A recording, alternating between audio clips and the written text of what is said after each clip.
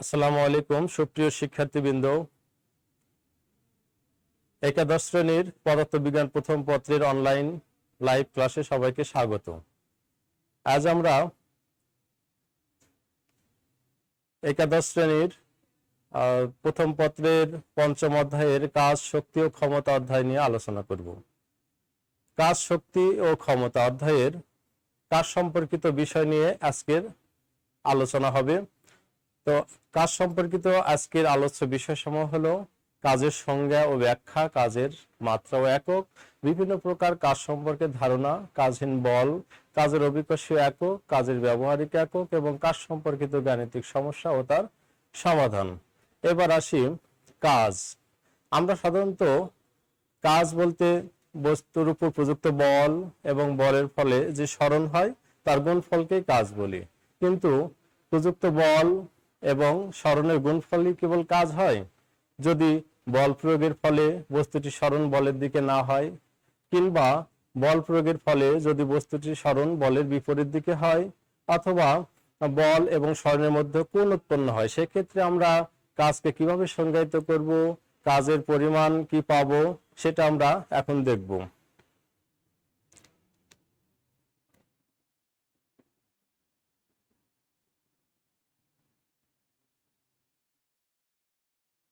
প্রিয় শিক্ষার্থী, এই চিত্রের দিকে লক্ষ্য করলে আমরা দেখি এক্ষেত্রে বস্তুর উপর প্রযুক্ত বল এবং সরণ একই দিকে ক্রিয়া করছে, অর্থাৎ প্রযুক্ত বলের দিকে সরণ হয়েছে। সেক্ষেত্রে কাজকে আমরা সংজ্ঞায়িত করতে পারি বল এবং বলের দিকে সরণের গুণফলকেই কাজ বলে।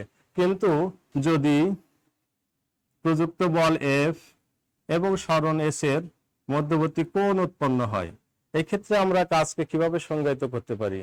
এক্ষেত্রে কাজ হবে প্রযুক্ত বল এবং বলের দিকে সরণের উপাংশের গুণফলকেই কাজ বলে।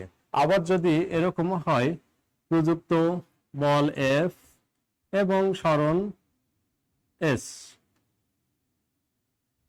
পরস্পর বিপরীতমুখী, তাহলে কাজ কি হবে?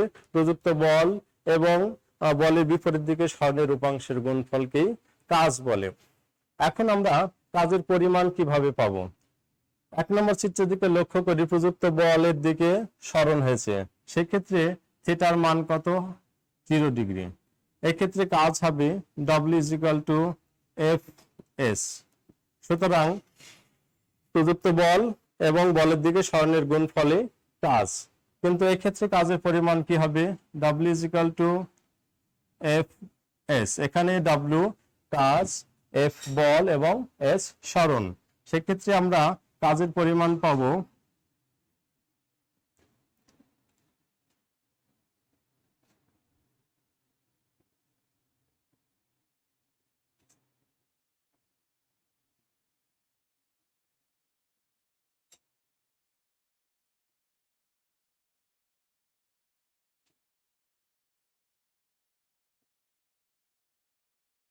প্রিয় শিক্ষার্থী লক্ষ্য করো, এক্ষেত্রে আমরা কাজের পরিমাণ পাবো Fs cos θ আর Sf cos θ, এবং এক্ষেত্রে কাজ পাবো, এক্ষেত্রে থিটার মান থিটা = 180 ডিগ্রি।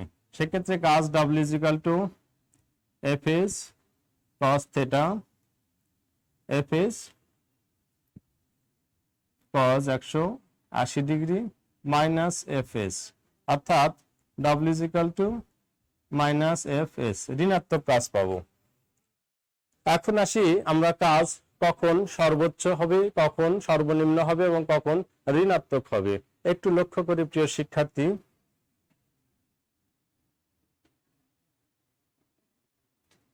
আমরা পেলাম কাজ W = Fs cos θ। এক্ষেত্রে প্রযুক্ত বল এবং বলের দিকে সরণ হলে থিটার মান 0 ডিগ্রি। সেক্ষেত্রে কাজ পাবো Fs cos 0 ডিগ্রি = Fs, অর্থাৎ W = Fs। এক্ষেত্রে আমরা সর্বোচ্চ কাজ পাবো। আবার এক্ষেত্রে কাজ পাবো W = Fs cos θ। এক্ষেত্রে কাজ পাবো W = -Fs, অর্থাৎ ঋণাত্মক কাজ পাবো। এখন কাজ সর্বনিম্ন কখন হবে? সর্বনিম্ন হবে যখন সরণটা এই বরাবর হবে। সেক্ষেত্রে থিটার মান কত? 90 ডিগ্রি। অর্থাৎ FS cos 90 degree is equal to 0, কারণ আমরা জানি cos 90 ডিগ্রির মান 0। তাহলে সর্বোচ্চ কাজ কখন হবে? যখন প্রযুক্ত বল এবং বলের দিকে সরণ হবে। সর্বনিম্ন কাজ কখন হবে? যখন প্রযুক্ত বল বলের সাথে সরণ অবিলম্ব হবে, অর্থাৎ সমকোণে ক্রিয়া করবে। এবং ঋণাত্মক কাজ হবে যখন বলের বিপরীত দিকে ক্রিয়া করবে। প্রিয় শিক্ষার্থী, এবার আসি আমরা কাজের মাত্রা এবং এককে। কিভাবে আমরা কাজের মাত্রা এবং একক নির্ণয় করতে পারি? আমরা কাজের সংজ্ঞা থেকে জানি কাজ সমান বল গুণন সরণ। এক্ষেত্রে বল F ইজিক্যাল টু ভর গুণন ত্বরণ এবং সরণ। আবার ভর গুণন ত্বরণ মানে বেগের পরিবর্তনের হার, বেগ বাই সময়। একটু আমরা পেছনের দিকে সরে যাই। ভর ইন্টু বেগ মানে সরণের পরিবর্তন, সরণ ডিভাইডেড বাই সময় স্কয়ার ইন্টু সরণ, বা ভর ইন্টু সরণ স্কয়ার ডিভাইডেড বাই সময় স্কয়ার। এখন আমরা ভরের মাত্রা m, সরণের মাত্রা l এবং সময়ের মাত্রা যদি t বসাই, তাহলে কাজের মাত্রা পাবো ml স্কয়ার t ইনভার্স 2। অন্যভাবে আমরা যদি কাজের ফর্মুলাকে কাজে লাগিয়ে মাত্রা নির্ণয় করতে যাই, তাহলে কাজ W is equal to Fs, অর্থাৎ কাজের মাত্রা সমান বলের মাত্রা ইন্টু সরণের মাত্রা। আমরা বলের মাত্রা জানি ml t ইনভার্স 2 ইন্টু সরণের মাত্রা l। সেক্ষেত্রে আমরা পাবো ml স্কয়ার t ইনভার্স 2।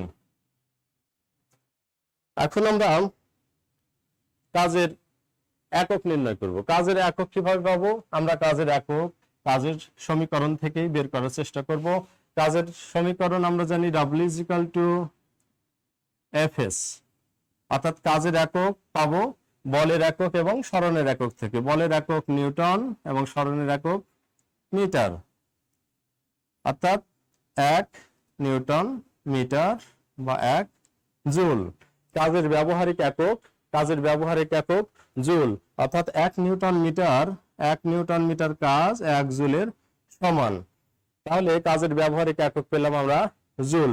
প্রিয় শিক্ষার্থী, 1 জুল কাকে বলে? 1 জুল কাজ কাকে বলে? আমরা যদি এদিকে লক্ষ্য করি, এখানে লক্ষ্য করি, 1 নিউটন বল প্রয়োগে কোনো বস্তুর উপর যদি 1 নিউটন বল প্রয়োগ করা হয় এবং বলের দিকে বস্তুটি যদি 1 মিটার সরণ হয়, সেক্ষেত্রে কি পরিমাণ কাজ পাবো? 1 জুল। তাহলে আমরা 1 জুলের সংজ্ঞা দেব কোনো বস্তুর উপর 1 নিউটন বল প্রয়োগের ফলে যদি বলের দিকে বস্তুটির 1 মিটার সরণ হয়, তাহলে কৃত কাজের পরিমাণ হবে 1 জুল।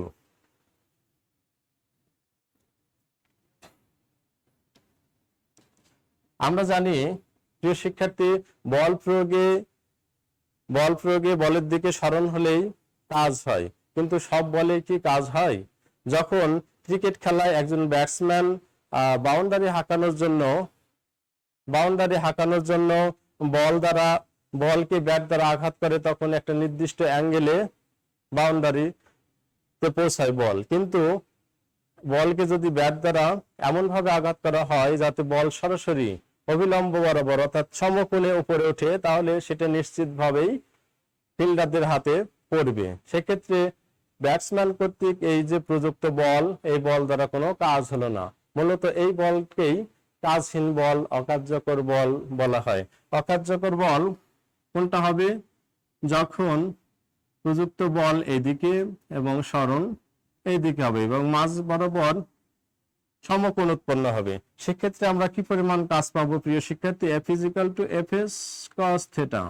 এখানে থিটার মান 90 ডিগ্রি, অর্থাৎ Fs cos 90 degree is equal to 0, অর্থাৎ শূন্য কাজ। যে কাজ দ্বারা যে বল প্রয়োগে কোনো কাজ হয় না এবং বস্তুর বল এবং সরণের মধ্যবর্তী কোণ 90 ডিগ্রি হয়, এই বলটাকে মূলত অকার্যকর বল বা কাজহীন বল বলে।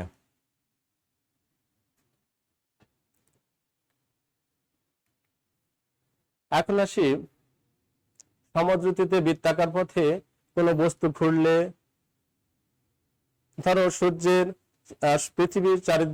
সূর্যের চারিদিকে পৃথিবী ঘুরলে কোনো কাজ হয় না কেন? এটার ব্যাখ্যা দিতে গেলে আমরা একটা বিষয় লক্ষ্য করি প্রিয় শিক্ষার্থী। এটা যদি সূর্য হয় এবং এটা পৃথিবী হয়, তাহলে বৃত্তাকার পথে ঘূর্ণায়মান কোনো বস্তুর বেগ, বস্তুর উপর প্রযুক্ত বল ব্যাসার্ধ বরাবর ভেতরের দিকে ক্রিয়া করবে এবং এর বেগ সবসময় ব্যাসার্ধ বরাবর বাহিরের দিকে ক্রিয়া করবে। তাহলে বৃত্তাকার পথে ঘূর্ণায়মান কোনো বস্তুর সরণ এবং বলের মধ্যবর্তী কোণ সবসময় 90 ডিগ্রি হবে।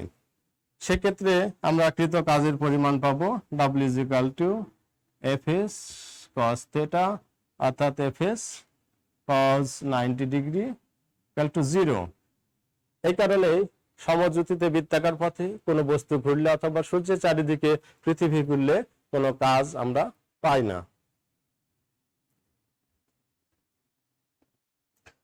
সুপ্রিয় শিক্ষার্থী,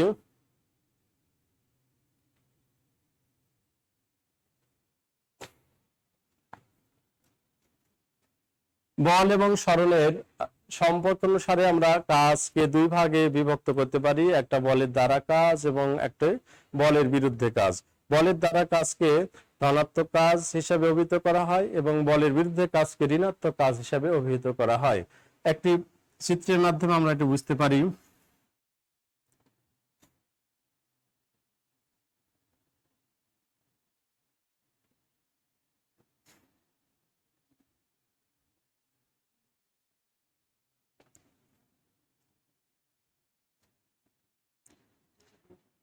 প্রিয় শিক্ষার্থী,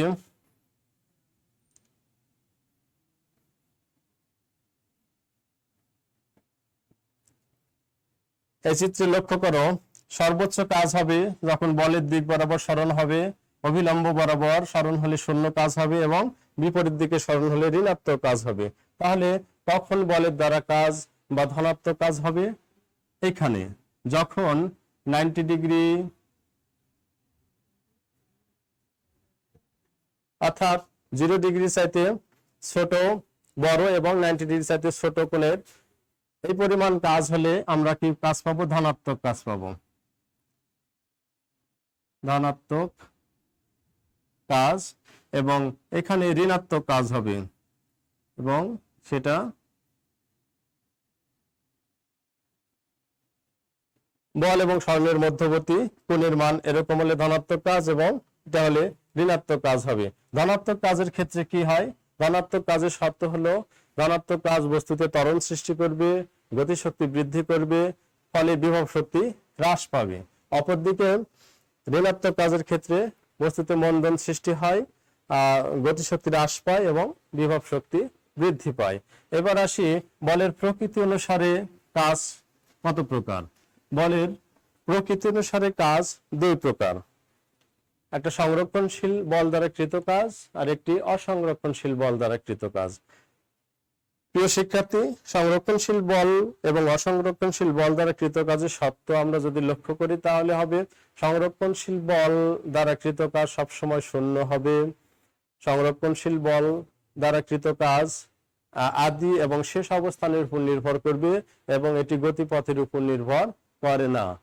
অভিকর্ষ বল একটি সংরক্ষণশীল বলের উদাহরণ হবে। যান্ত্রিক শক্তির নিত্যতার সূত্র মেনে চলবে সংরক্ষণশীল বল দ্বারা কৃত কাজ। অপরদিকে অসংরক্ষণশীল বল দ্বারা কৃত কাজ কখনো শূন্য হয় না। কাজের পরিমাণ আদি ও শেষ অবস্থানের উপর নির্ভর করবে না এবং এটি গতিপথের উপর নির্ভর করবে। ঘর্ষণ বল, সান্দ্র বল, দুর্বল নিউক্লিয় বল অসংরক্ষণশীল বলের উদাহরণ এবং অসংরক্ষণশীল বল দ্বারা কৃত কাজ যান্ত্রিক শক্তির নিত্যতার সূত্র মেনে চলবে না। কাজ শূন্য হওয়া শর্ত আমরা জানি কাজ = Fs cos θ। স্বাভাবিকভাবে লক্ষ্য করলে আমরা দেখতে পাবো প্রিয় শিক্ষার্থী, যদি বল শূন্য হয় অর্থাৎ F এর মান F = 0 হয় অথবা S = 0 হয় তাহলে কাজ শূন্য হবে, অথবা থিটার মান যদি 90 ডিগ্রি হয় তাহলে কাজ শূন্য হবে। আরেকটি ক্ষেত্রে কাজ শূন্য হয় সংরক্ষণশীল বলের প্রভাবে কোনো বস্তু যখন বৃত্তাকার পথে ঘূর্ণায়মান অবস্থায় থাকে তখন সেই বস্তুর যে কাজ হবে সেই কাজটা শূন্য হবে। এবার আসি, আমরা কাজের পরিমাণ পেলাম W = F ডট S। প্রিয় শিক্ষার্থী, এখানে লক্ষ্য করি বল F এবং সরণ S উভয়ই ভেক্টর রাশি হওয়া সত্ত্বেও কাজ কেন স্কেলার রাশি? এরকম একটি প্রশ্ন যদি করা হয় বল এবং সরণ উভয় ভেক্টর হওয়া সত্ত্বেও কাজ কেন স্কেলার রাশি, সেক্ষেত্রে আমরা বলতে পারি ভেক্টর গণনের ফর্মুলা অনুসারে দুটি ভেক্টরের ডট গুণফল সবসময় একটি স্কেলার হয়, সেক্ষেত্রে কাজ একটি স্কেলার রাশি।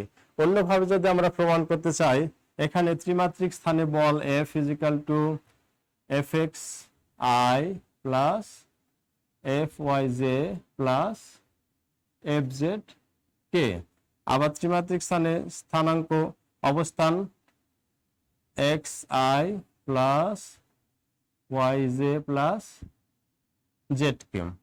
এখন এই দুটি ডট গুণফল করলে আমরা কি পাবো? Fxi plus Fyj plus Fzk into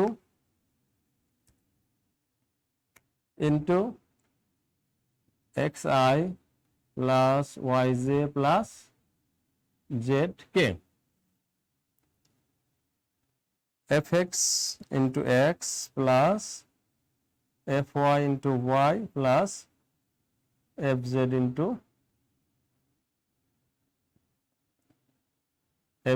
into z, কারণ I dot I is equal to j dot j is equal to k dot k is equal to 1, এটা আমরা ভেক্টরের চ্যাপ্টার থেকে জানি। সেক্ষেত্রে এটি একটি স্কেলার হবে, একটি স্কেলার রাশি। সুতরাং যদিও বল F এবং সরণ S দুটি ভেক্টরের ডট প্রোডাক্ট, কিন্তু কাজের ফলাফল একটি স্কেলার রাশি, তাই আমরা বলতে পারি কাজ একটি স্কেলার রাশি।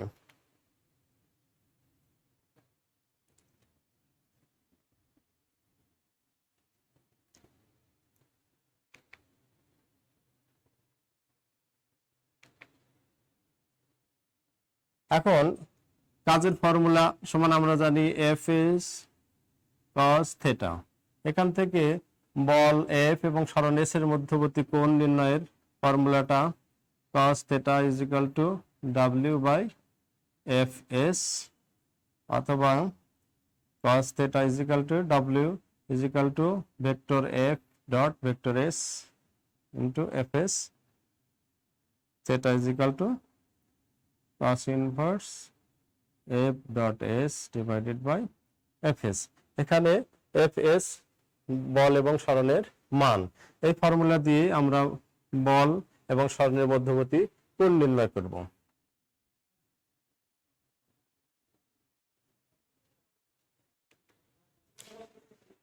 প্রিয় শিক্ষার্থী, এতক্ষণ আমরা যে আলোচনা করলাম কাজ সম্পর্কিত বিষয়, এখন একটি গাণিতিক সমস্যার সমাধান করব। তোমরা দেখতে পাচ্ছ একটি কণার উপর F মানের বল প্রয়োগ করায় কণাটির ত্রিমাত্রিক স্থানের সরণ হলো এত। এ থেকে আমরা কৃত কাজের মান এবং F ও S এর মধ্যবর্তী কোণ নির্ণয় করব। এর 1 নম্বর সমীকরণ, 1 নম্বর প্রশ্নের সমাধানটা হবে, দেওয়া আছে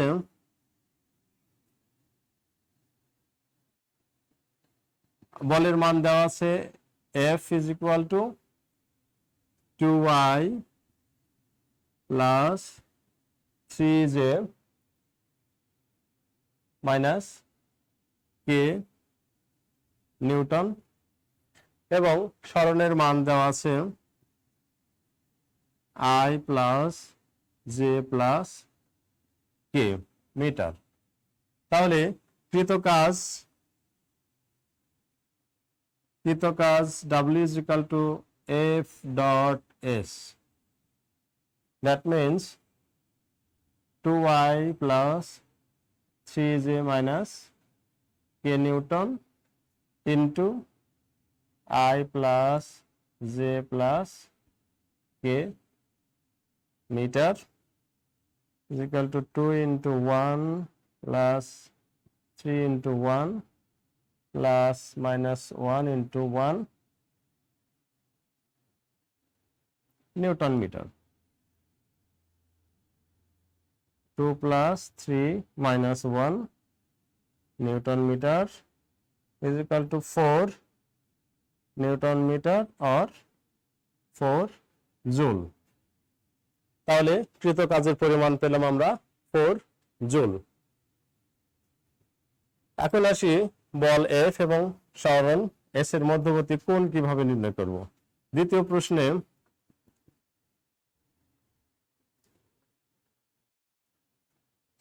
আমরা এর আগে সমীকরণের সমাধান করলাম। কোণ নির্ণয়ের ফর্মুলা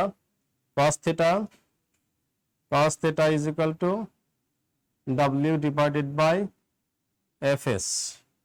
এখানে কৃত কাজ পেলাম W is equal to 4 joule. F এর মান কত পাবো?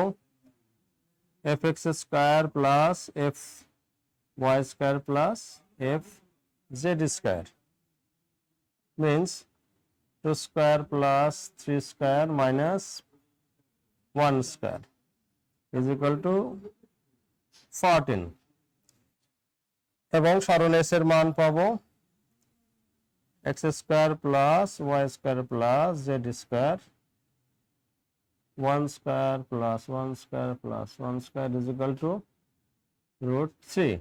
এই মানগুলো যদি আমরা এখানে বসাই তাহলে 4 divided by root 14 into root 3 is equal to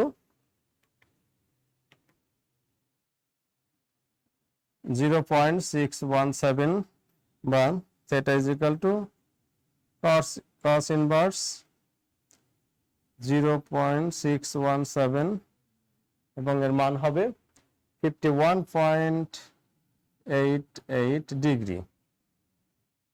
এটি হবে বল F এবং সরণ S এর মধ্যবর্তী কোণের মান।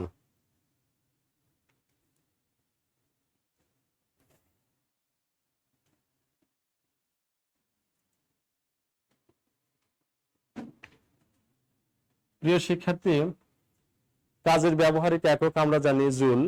কাজের অভিকর্ষীয় একক বলতে কি বুঝো? একক ভরের বস্তু অভিকর্ষ বলের ক্রিয়ারেখা বরাবর একক সরণ ঘটালে যে কাজ হয় তাকে অভিকর্ষ বল দ্বারা কৃত কাজ বলে।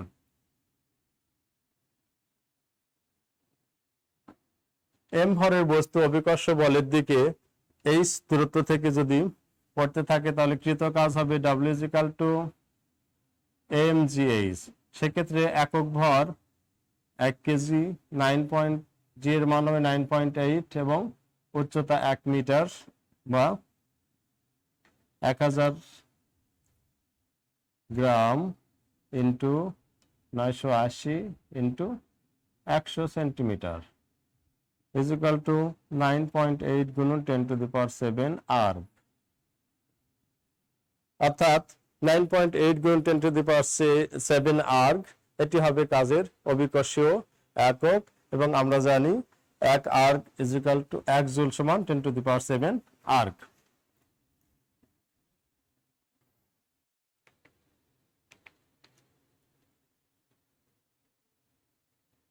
প্রিয় শিক্ষার্থী, এখানে একটি গাণিতিক সমস্যা দেওয়া আছে। যদি F মানের একটি বল একটি বস্তুর উপর প্রযুক্ত হয়ে ত্রিমাত্রিক অবস্থানে বস্তুটির 210 স্থানাঙ্ক অবস্থান থেকে 342 স্থানাঙ্ক অবস্থানে পরিবর্তন করে অবস্থার পরিবর্তন ঘটায় তাহলে কৃত কাজের পরিমাণ কত হবে? সেক্ষেত্রে আমরা কাজের ফর্মুলা ব্যবহার করব। কৃত কাজ W is equal to F dot S। এটা আমরা জানি, যেখানে বলের মান দেওয়া আছে F is equal to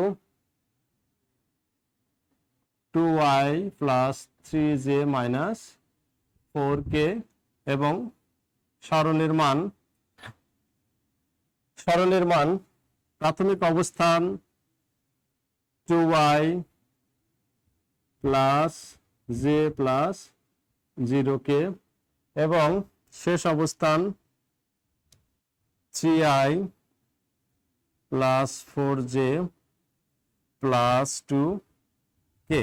অবস্থার পরিবর্তন S ইজ ইকুয়াল টু কত হবে, S2 মাইনাস S1, অর্থাৎ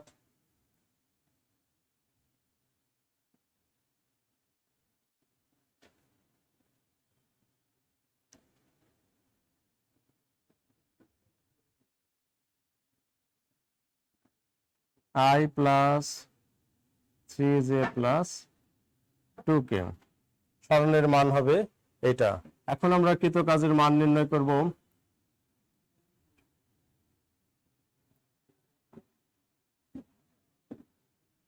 ফোর কে ইন্টু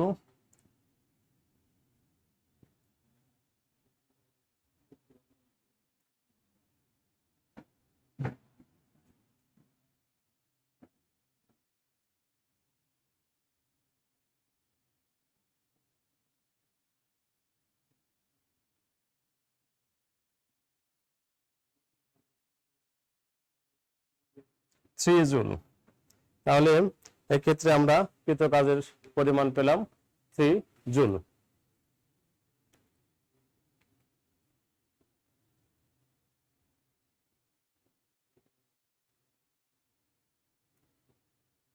আরেকটি গাণিতিক সমস্যা সমাধান আমরা করব। দুটি বল F1 এবং F2 মানের দুটি বল কোনো বস্তুর উপর প্রযুক্ত হয়ে বস্তুটির ত্রিমাত্রিক স্থানে অবস্থার পরিবর্তন ঘটালো 100 থেকে 211 স্থানাঙ্ক অবস্থানে পরিবর্তন ঘটালো। সেক্ষেত্রে আমরা কৃত কাজের মান নির্ণয় করব।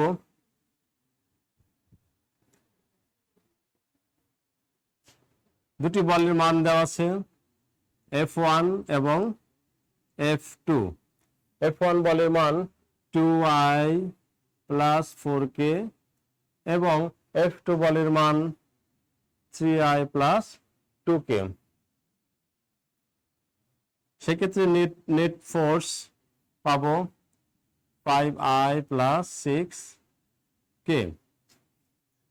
বস্তুটির প্রাথমিক অবস্থান ছিল R1 is equal to I plus 0j plus 0k এবং R2 is equal to 2i plus j plus k। অবস্থানের পরিবর্তন যদি আমরা নির্ণয় করি তাহলে পাবো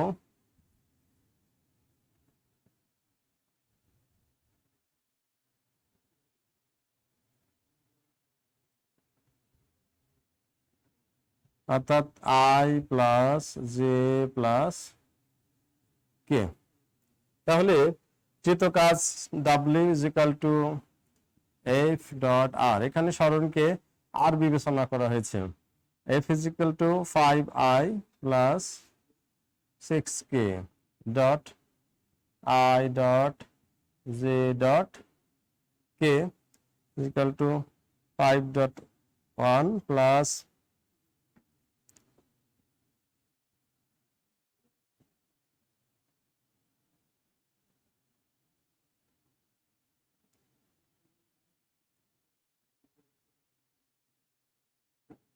জুল। সেক্ষেত্রে কৃত কাজের মান পেলাম আমরা 11 জুল।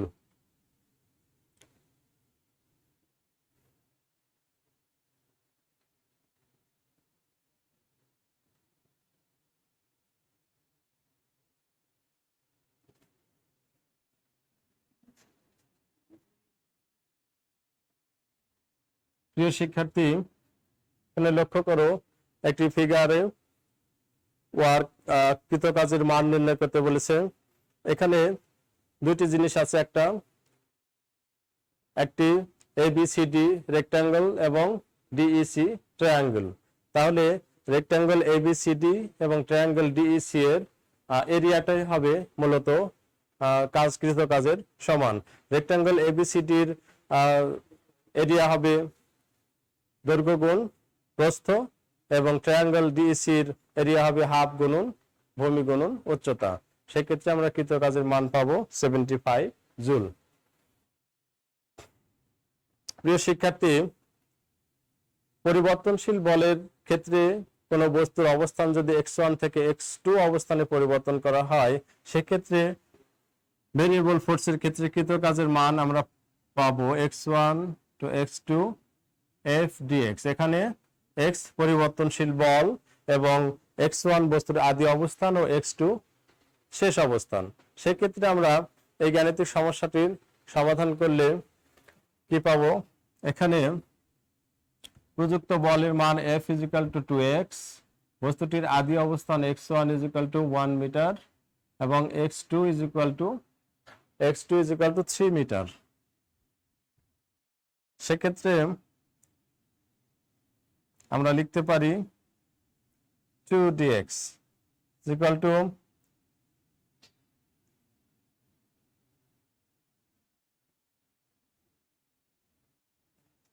ইন্টিগ্রেশন অফ x কে আমরা x dx কে ইন্টিগ্রেশন করলে x² 2 পাবো।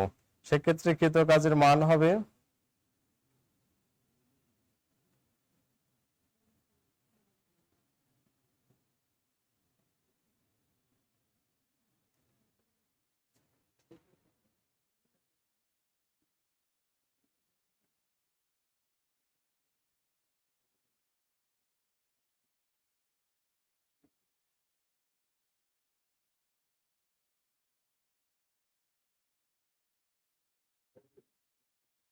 Eight joule.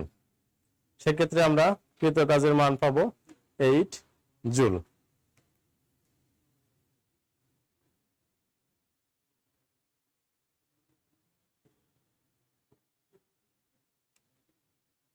আরেকটি গাণিতিক সমস্যার সমাধান আমরা ভেরিয়েবল ফোর্সের ক্ষেত্রে নির্ণয় করতে পারি।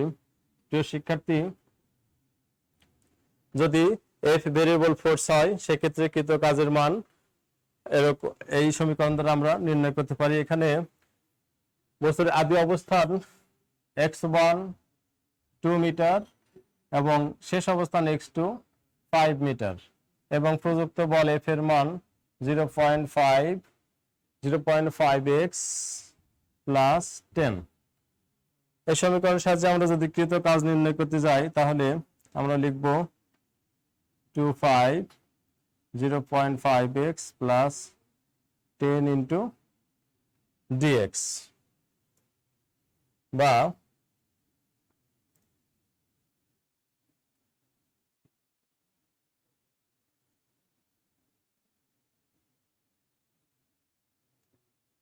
ভেঙে ভেঙে লিখলে আমরা এটা লিখতে পারবো। এরপরে কাজটা হবে 0.5x dx, 0.5 কে বাইরে নিয়ে আসো। এবার x dx কে ইন্টিগ্রেশন করলে আমরা পাবো x² 2 আর লিমিট টু 5 প্লাস 10 বাইরে আসলে dx কে ইন্টিগ্রেশন করলে আমরা পাবো x 2 এবং 5। সেক্ষেত্রে 0.5 ইন্টু 5² 2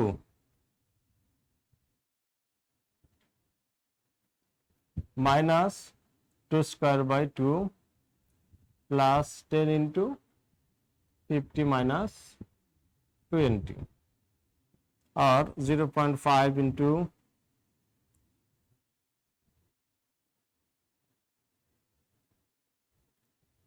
10 ইন্টু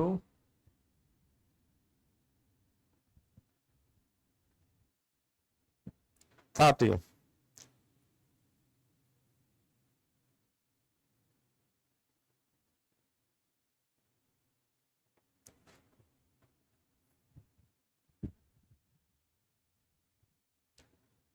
10 into 3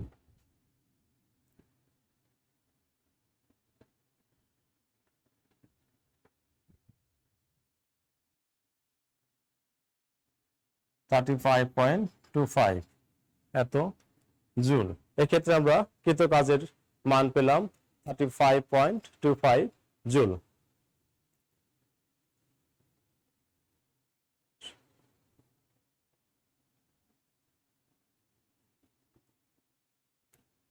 সুপ্রিয় শিক্ষার্থী, এ পর্যন্ত আমরা যে বিষয়গুলো এই অধ্যায় থেকে আলোচনা করলাম এবং আলোচনার ফলে যা যা বিষয় আমাদের জ্ঞাত হলো সেগুলো হলো কাজের সংজ্ঞা, কাজের মাত্রা একক, কাজের অভিকর্ষীয় একক, কাজের ব্যবহারিক একক, কাজহীন বল কাকে বলে, কাজ কখন সর্বোচ্চ হয় সর্বনিম্ন হয়, এবং কাজ শূন্য হওয়ার শর্তগুলো। এছাড়াও সংরক্ষণশীল বল, অসংরক্ষণশীল বল এবং বলের দ্বারা কাজ বা বলের বিরুদ্ধে কাজ, কাজ বল এবং সরণ উভয়ই ভেক্টর হওয়া সত্ত্বেও কাজ কেন স্কেলার রাশি, বল ও সরণের নির্দিষ্ট মান থাকার পরেও কাজ কেন শূন্য হয়, এসব বিষয়ের সমাধান আমরা দিতে পারবো। এবার কাজ সম্পর্কিত দুটি সৃজনশীল প্রশ্ন যেটা তোমাদের বাড়ির কাজ হিসেবে থাকবে, এই দুটি সৃজনশীল প্রশ্নের সমাধান করার চেষ্টা করবে বাড়িতে। তোমরা দেখে নাও।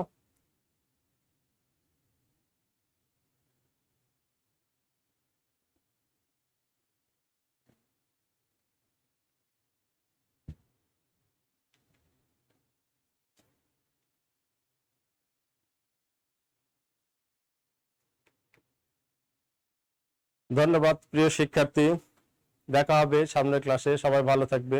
আল্লাহ হাফেজ।